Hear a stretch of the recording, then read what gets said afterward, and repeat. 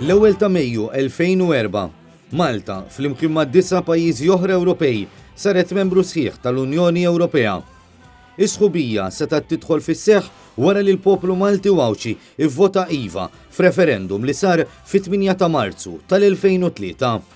L-oppożizzjoni Laburista ta' dak iż-żmien ma ridix taċċetta l-vot tal-poplu fir-referendum u għalhekk il-vot kellu jiġi konfermat f'elezzjoni ġenerali.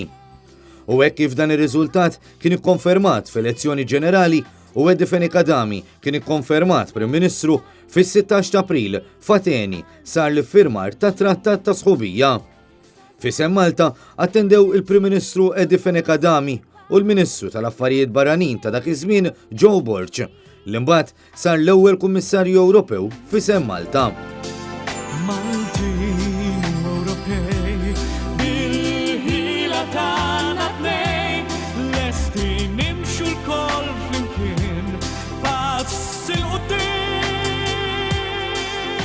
Iżda qabel ir-referendum tal-2003, il-Partit Nazzjonalista kien ilu snin twal jaħdem biex Malta tuħu posta fl-Unjoni Ewropea, partikolarment bil-ħidma tal-eks Prim Ministru Fene Kadami nnifsu u l-eks Ministri tal-Affarijiet Barranin Guido De Marco u Joe Borg.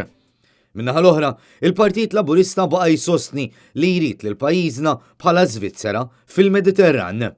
Ma' Alfred Sant, il-mexxej Laburista ta' dak iż-żmien kien hemm fuq quddiem ukoll il-mexxej Laburista preżenti, il-Prim Ministru Joseph Muscat.